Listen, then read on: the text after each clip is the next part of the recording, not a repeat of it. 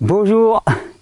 Alors, parfois je suis assez amusé parce que je me rends compte qu'on vit dans un modèle qui est relativement étrange, dans lequel on nous a tellement formaté à penser que les explications doivent être complexes, ésotériques et réservées à certains spécialistes de la spécialité, qu'on en est amené à considérer avec beaucoup de suspicion les explications simples. Si c'est simple, quelque part, oula, c'est pas scientifique. En vérité, le scientifisme analytique s'est posé comme l'absolue référence de compréhension, que ce soit en termes de biologie, de thermodynamique et de mécanique, sans pour autant apporter des fruits qui sont à la hauteur de ce qu'on attendrait.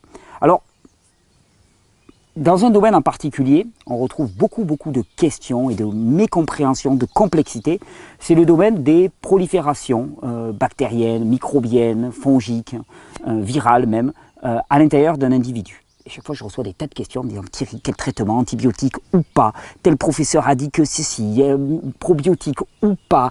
Quel traitement adopter? Comment juguler tout ça? Qu'est-ce qu'il faut faire pour ne pas avoir de prolifération bactérienne et surtout des proliférations bactériennes de bactéries, on va dire, néfastes, si on peut utiliser ce terme, bien que ça soit extrêmement réducteur comme type de terme, de bactéries pathogènes. Parce que oui, dans notre environnement, on parle toujours du patrimoine microbien de l'individu. Nous sommes essentiellement microbiens, l'humain est microbien.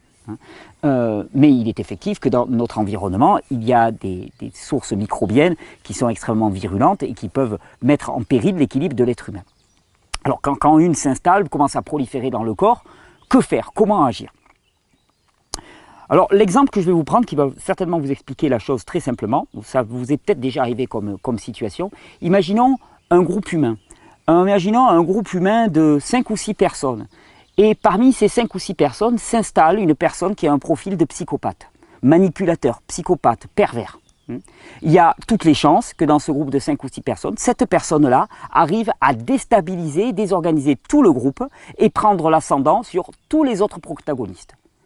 Imaginons la même situation où une personne ayant ce profil, alors là ça demanderait à élaborer, c'est un symptôme, d'accord, on va simplifier. Une personne ayant ce profil manipulateur, dissimulateur, menteur, usurpateur, prend place au sein d'un groupe de 150 personnes, de 1500 personnes.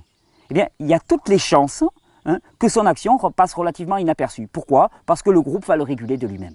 Et ça, on l'a tous vécu. Si vous voulez comprendre les proliférations microbiennes pathogènes à l'échelle de votre organisme, bien, dites-vous que c'est simplement parce qu'un élément pathogène s'est introduit et que, en regard de ça, la diversité et la quantité de populations microbiennes endogènes propres à votre corps adaptées n'est pas suffisante pour venir réguler cet unique individu qui est rentré, qui a tout déstabilisé. Si vous voulez comprendre les proliférations bactériennes, il n'y a que ça à dire.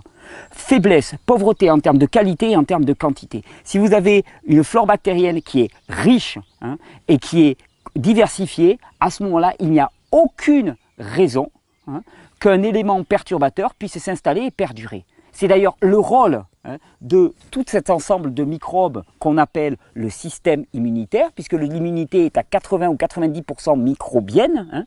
C'est le rôle essentiel de cet ensemble, de ce pool de microbes, de réguler, de protéger l'organisme, l'intérieur de l'organisme, contre ces éléments étrangers qui n'ont rien à faire à l'intérieur. Prolifération microbienne, manque de diversité et de qualité. Alors, immédiatement, vous allez me dire, oui, mais alors, comment on augmente la qualité et la diversité? Alors, je vais te dire, première chose, on ne l'augmente pas en utilisant des antibiotiques.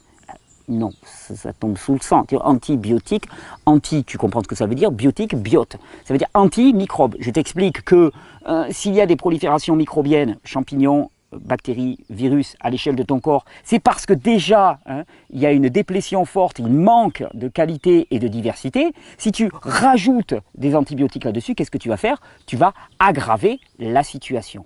Là encore, on va m'accuser de conspirationnisme et une vidéo arrive, ne t'inquiète pas, il y a quelqu'un qui m'a écrit par 2 fois et je ne t'oublie pas. Là encore, c'est le meilleur moyen de faire en sorte que la situation ne s'arrange pas, mais qu'elle s'aggrave. Donc certainement pas d'antibiotiques. Quel est le meilleur moyen de restaurer une population microbienne à l'échelle du corps? hein, qui soit riche en termes de qualité et en termes de quantité, et surtout en termes de spécificité, parce que tu as une population microbienne qui est ta propre signature, c'est ton identité propre. Ben, le meilleur moyen, c'est de lui foutre la paix, si vous me passez l'expression, de la laisser au repos. Le jeûne est certainement de loin le meilleur moyen de restaurer en termes de diversité et en termes de quantité sa flore intestinale et sa flore bactérienne à l'échelle de tout le corps. Le jeûne, première solution. La deuxième solution, ben, c'est d'arrêter de lui nuire.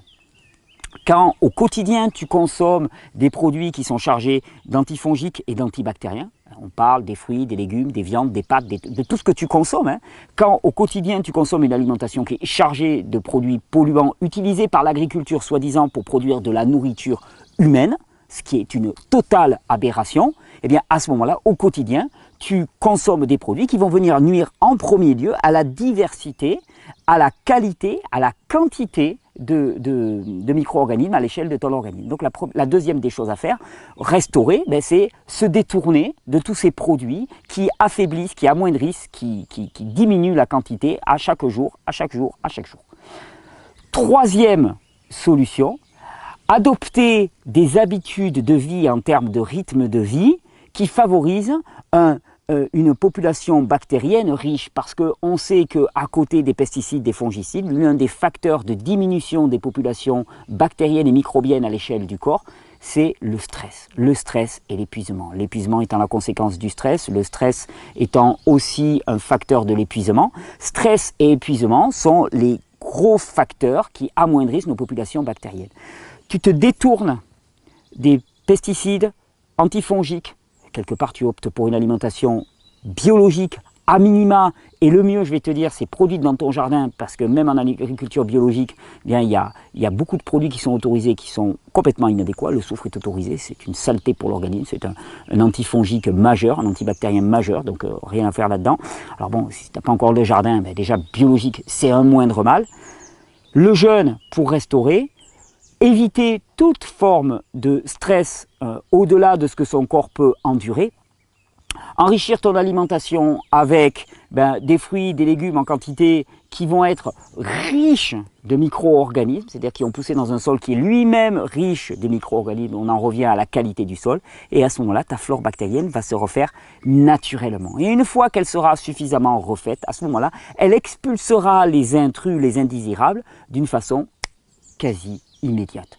Alors, des traitements, on va vous en vendre. Des professeurs miracles, il va en sortir. C'est pas parce qu'ils ont le titre de docteur qu'ils sont plus crédibles que les autres. Le charlatanisme va dans toutes les sphères de la société. C'est pas parce qu'on a fait 8 ans d'études qu'on a plus de légitimité pour parler de quelque chose. Surtout quand le modèle analytique que l'on utilise est complètement faux. Les proliférations bactériennes à l'échelle de l'organisme ne sont qu'un symptôme. Un symptôme de quoi? De l'appauvrissement de nos populations bactériennes. Et cet appauvrissement de nos populations bactériennes est lui-même un symptôme de quoi? De la dérive de nos modes de vie. C'est-à-dire que nous sommes très fiers de nous être abstraits du travail paysan, d'avoir trouvé finalement une sorte de félicité à vivre dans des villes, dans des environnements complètement stériles, à la lumière des néons, sans plus jamais toucher la terre, sans plus jamais être confronté aux éléments, en vivant dans la propreté. Et ça, c'est la perversion de nos imaginaires qui nous font considérer qu'un comptoir passé à l'eau de Javel est quelque chose de propre. C'est quelque chose de sale. Pourquoi? Parce qu'il est faible en population bactérienne et que les éléments épurateurs de tout système, ce sont les micro-organismes. Là où il y a peu des micro-organismes, ce n'est pas propre, c'est sale. C'est une inversion radicale de nos imaginaires qui a été faite. Et donc, on nous a poussé à croire que ça allait pouvoir construire des surhumains. Eh bien non, ça construit des sous-humains. Pourquoi? Parce que nous avons besoin du contact avec cette terre-là.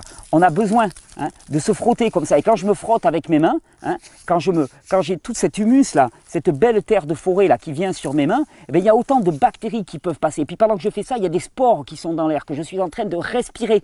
Et tout ça, ça vient m'enrichir. Il n'y a pas le choix.